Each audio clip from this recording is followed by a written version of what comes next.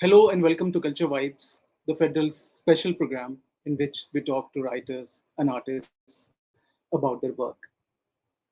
Kashmir has always been called paradise on earth, but the truth is, for decades now, this paradise has been scarred by violence, political turmoil, from militancy and military crackdowns to the deadly attack in Pahalgam. Kashmir continues to be caught in the crossfire of the long standing conflict between India and Pakistan. But behind the headlines and the politics, there are real people, real lives, and the emotions like love, longing, and heartbreak that don't always get told. And that is where Mehak Jamal's new book, Loal Kashmir, Love and Longing in Torn Land, that has been recently published by HarperCollins, uh, comes in. It brings us those personal and powerful stories we rarely get to hear. Mehak, thank you so much for joining us. Welcome to the show. Thank you for having me, Navid, and I'm very happy to be here. Let me ask and begin with the idea of the book that began after the abrogation of Article 370 and 35A in 2019, and when communication was shut down completely, and in the middle of all that silence, how did the stories of love sort of start to surface for you? What was it about those moments of connection during a lockdown that sort of made you want to hold on to them and write a whole book about it?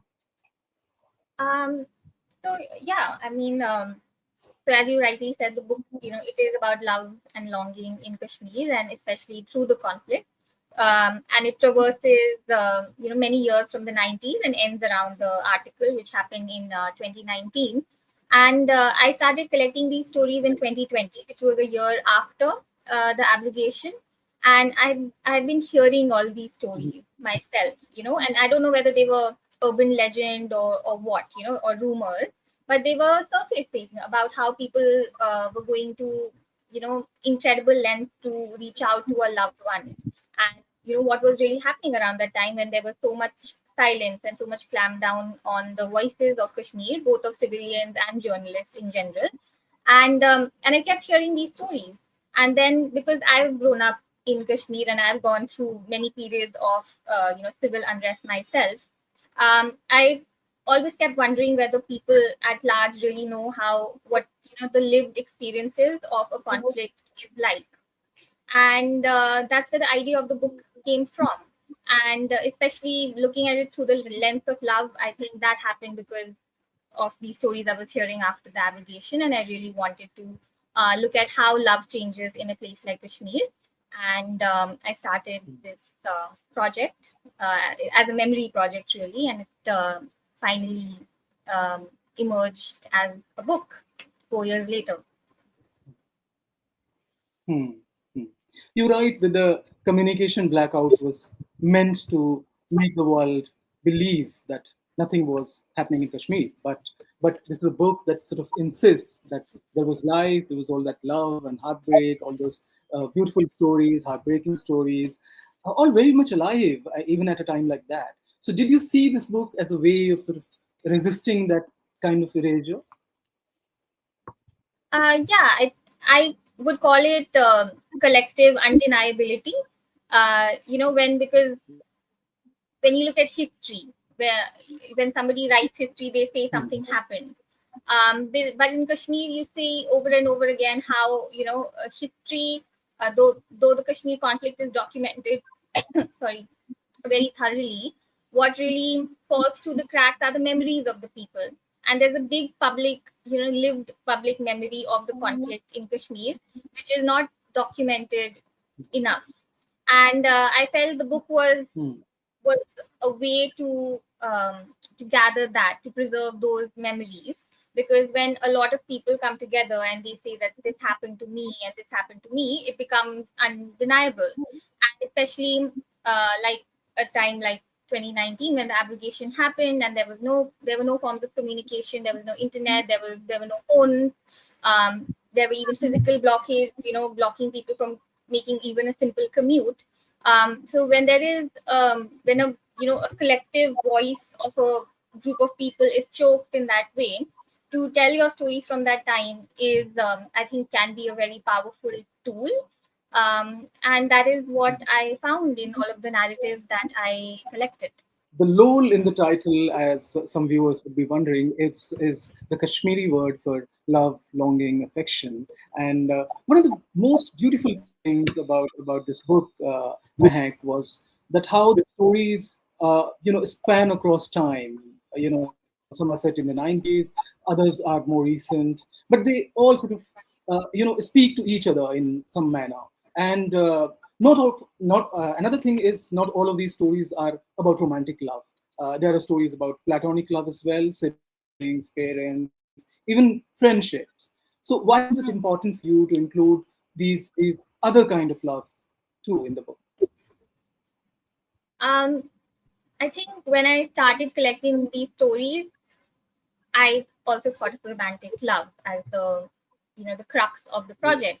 But when people started reaching out to me and they had these different forms of love to talk about as well, I felt like they had a place in the book as well, because Lowell for me is not just about romance. It's also about like about longing, about loss, and that can be in Yeah. any form of a relationship. And I found that in a platonic relationship, like between two friends or between a parent and their child, or even for a homeland, like love for a homeland, which is also in one of the stories about this woman who wants to go back and isn't able to. So there are these different kinds of love which are which kind of together make this complete picture of this book that I've written. And I think they were important. They had an important place in the narrative. I was also wondering that while they're at it, um, also a bit about queer love, or for instance female desire, or trans people, things that sort of challenge both these social norms, as well as this very kind of traditional kind of society, conventional this thing, where it's very difficult to talk about, often very difficult to talk about these things. What was that? Was that a sort of deliberate decision to shake up these multiple sort of power structures? I wouldn't know. I wouldn't say deliberate decision. I think it came to be that way. Of course, I would have liked as Hmm. much as diversity in the book as possible, and I think I was able to gather that through the stories. But the thing is, the first point of telling like somebody telling me their story is dependent on them. Right. Okay, so Yeah. I wasn't always reaching out to people and saying, oh, tell me your story. People reached out to me. I had a project call which I put out, so a lot of these stories came from the people, so they took the decision of telling me these stories. So I think that form of resistance, Okay. or breaking norms, I think firstly came from them, and I was, of course, I wanted to take it forward. And especially talking about the trans love story, the queer love story in the book, Hmm. which is about between a transgender man and a cis woman. He himself wanted to tell me the story, and I mean, you've read the book, so you would know that they're not together anymore now. But he still was very sure that he wanted the story to be in the book, just because there is a dearth Hmm. of queer narratives from Kashmir. It's not like the queer community doesn't exist in Kashmir. Of course it does, but they're not very extremely visible or vocal, and the kind of the spaces they inhabit are not so much to do with, I would say, their sexuality. I mean, that's a different conversation which I don't want to get into right now. But yeah, I Hmm. think the person himself, he saw it as a form of resistance to have his story be in the book. And talking about female desire, yes, in so many of these stories, you will see that the agency of showing love, or finding ways to look for their loved one or reach out to their loved one comes from the woman in the story. So I think it is a space that where which they inhabit, where they feel a lot of agency about expressing themselves, and even breaking societal norms and patriarchal norms. There's a woman who says, after dating somebody for over 10 years, she's not able to culminate that relationship into marriage because her father is so strict, and how she really manages to do it. And finally, I think the last the last how the chapter really ends is her saying that she's never felt that sense of freedom in her life because of the family she came from, but she wants to look for that freedom through marriage now, which is such an interesting thought, really, that she was seeking that Yeah. that freedom through marriage. And not to say that that's a blanket statement, but it's one of those narratives which I found very, very intriguing. Right. Some stories in the book are very, very beautiful, but they're also complicated in so many ways. And like this young Kashmiri Pandit man who sort of hides his identity as a Muslim girl, or there's this girl called Zara who sort of cannot reunite with her husband, a woman called Zara, abroad because she is Kashmiri. And did you see these love stories becoming tangled with, in a way, questions of identity, exile, citizenship, or what do these entanglements tell about what it means to be Kashmiri, what it means to be a Kashmiri today? Um, yeah, I think the Kashmiri Pandit boy doesn't really hide his identity to be with her. I think he is grappling with it, his identity post the Kashmiri Pandit migration. His family is one Yeah, which yeah. decided to stay back in Hmm. Kashmir after that, Hmm.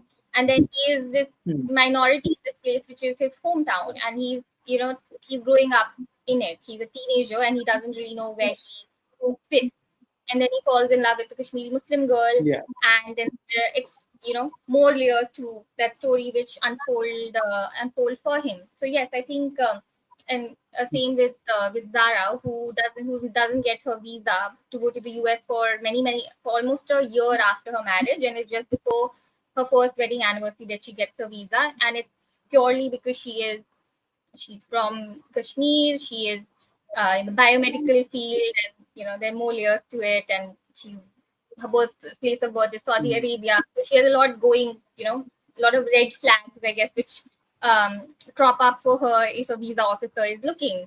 And so yeah, Yeah. I think it the book really, I have tried to look at these different aspects of what it is to be a Kashmiri, and over time, because some of these stories are in the 80s and the 90s, and the one with Zara is in the mid 2000s, and then later on as Hmm. well, when somebody, I think, some of the characters who not characters people who are students in present times, in contemporary times, like only 3-4 years ago, and what it is for them to be students in India. And if something happens in Kashmir, how they have to, they bear the brunt of it. Um, so yeah, I think Hmm. I've tried to cover that as much as possible. I was, while I was reading it, I was also thinking of this book that I read recently. It came out a couple of years ago. That was one book which sort of showed us the perspective of a woman, and what it felt like to be a woman growing up, at the height of militancy. And I was just curious to know, Mehak, that do you see, uh, your book as a continuation of that voice, like a new chapter in telling the Kashmir's truth through emotion and not just, say, political reportage? Hmm. Um, See, for a very long time, I think the books which were being written on Kashmir weren't being written by Kashmiris, and a lot of it was very, Yeah. was, I would say, journalistic and academic nonfiction which was being written. And it was only around Yes. the 2000s that there were a lot more Kashmiris writing about Kashmir. And I think it started around with Basharti's book, of course, and then Yeah. Mirza Wahid's fiction, a lot of these. And I think Farah's book really broke through Yeah. all of that, and it brought about Hmm. a much newer perspective. Also because it was the voice of a woman, and she was particularly talking about the female experience of growing up in a place like Kashmir during the height of the militancy in the 90s. Um, Yeah. so, and I think a lot of us who have grown up over there really related to that. Um, and I think when I started collecting these stories is when her book had come out. So I think when I read it, I really felt, okay, there's a space for this. There's a space for these stories to be Yeah. told. And what I said about lived Hmm. experience, Hmm. the lived experience of a conflict is very crucial to document. Um, because Hmm. that really solidifies the experience of a group of people going through it. Because when you talk about documenting a conflict, because Kashmir is always in the headlines for its conflict, and that is very important to document. But an extension of it is to also document how people function in it, and what are their daily lives like, how do they live, how do they love, what are their dreams like, how do they go on. And that is not to say that it romanticizes the conflict in any way or trivializes it. I don't think it does that. I think it shows a very um, authentic picture of what it is to be from Kashmir. And I think her book really did that. And yes, through my book as well, I think I've tried my best to show this side of Kashmir, which is just not known of. Like, I myself had never heard of or read stories of love from Kashmir, and I felt that was Mhm. a space which I wanted to explore myself, and I did through the You're book. also a filmmaker, Mehak, and and I was curious that did you ever think about Loal Kashmir visually, or was the invisibility, there's silences, there are so many things that are unsaid, that made you the written word, made you think that the written word is more appropriate for a book like this?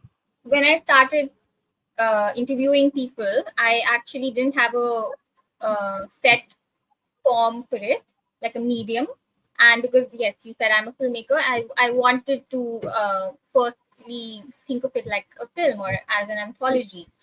But what happened was that as I started talking to more and more people, I was so overwhelmed with so many people who wanted to speak to me that I felt to do justice to the maximum of these stories, I should write a book. And that is why book like writing the book was the first is what it became because of this reason. And yes, I mean, I am a filmmaker, so I still have hopes for it to make it into a film or a series of film or something.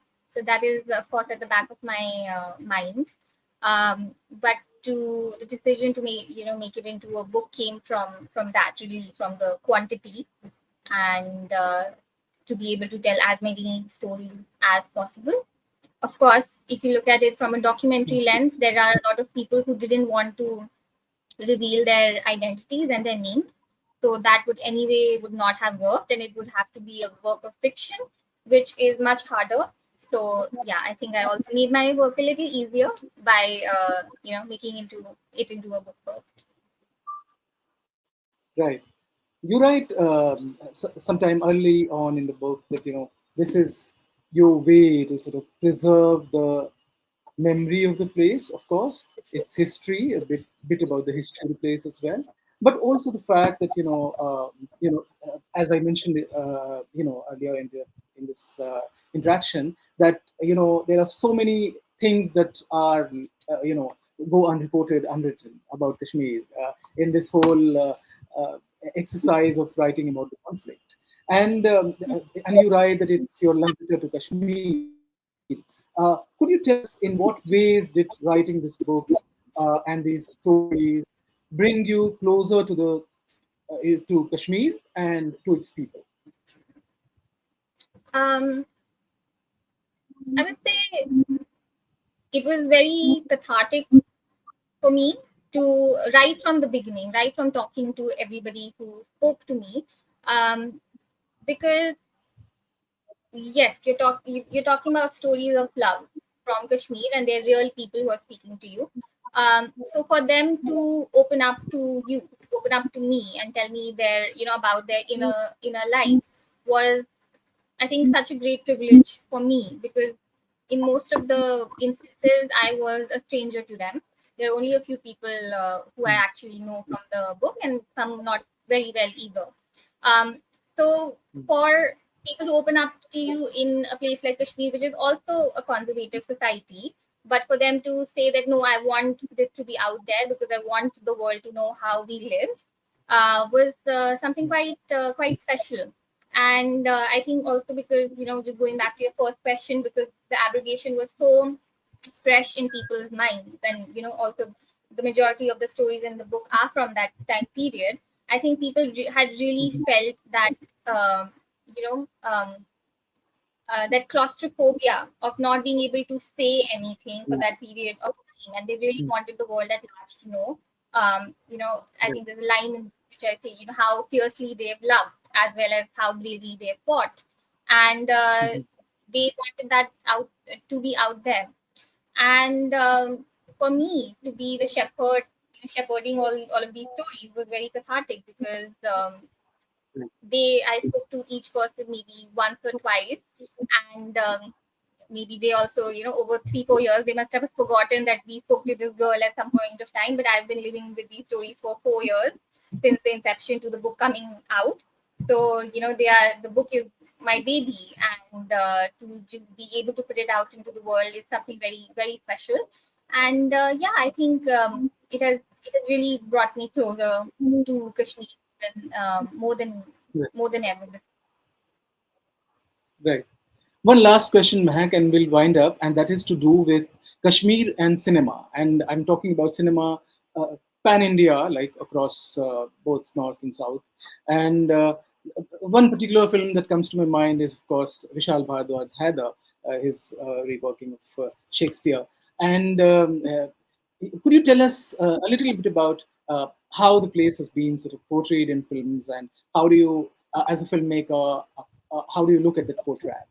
I feel Kashmir has been portrayed in cinema in a very black and white way for a very long time. It started off being that place where love songs were being shot, and in the 60s and the 70s, and then you have Kashmiri Kali, which is has nothing really to do with the Yeah. Kashmiri people, and then how that transferred into around the 90s when after the militancy it became like a place where all the narratives were around it being a place of terror. So, and Yeah. henceforth, whatever cinema we've seen from Kashmir, which is being made in Kashmir, I think the Kashmiri characters are always shown in a dichotomy. There is very less room for nuance or authenticity. So yeah, I think writing this book was also, it came from that frustration of how Kashmiris are really exhibited in all of these narratives, and I wanted to kind of show a truer portrayal of who Kashmiris are and how we live, and what it is really to be from a place which has endured decades of conflict, and how it really affects a person rather than using it to sensationalize a story. And I feel like the narratives from Kashmir in film often tend to do that. And the ones, the films which show an accurate portrayal of Kashmir are the ones which are not shown enough, or don't get distribution, or are just not seen enough by people. And you mentioned Collaborator by Mirza Waheed, right? uh, I don't know, there's a Mhm. reason why it's made in the US. It's produced by, I don't know if it's a US producer or a UK producer, but I saw the trailer. It's in English, right? Then- And of course these characters aren't Mhm. really speaking in Yeah. English in real life, right? But it is made because it's produced by those people. It's made for them, and there's a reason it's not made over here, because it might not get funded, or it might not get distribution, and that's the real struggle which we are seeing in India, and not just to do with Kashmir. I think to say tell a lot of narratives. There's a lot of censorship. So yeah, and I hope that changes. And writing books is a very good way to tell the stories, and maybe hopefully it's a starting point. Right. Absolutely, Mehak. And this will certainly help a lot of people understand that Kashmir is not all about violence and conflict, but also, about people, their dreams, their ambitions, their emotions, their love, heartbreak, so many things. And we should also look at a place and its people that way. So thank you so much, Mehak. It was lovely talking to you. Thanks so much for your time.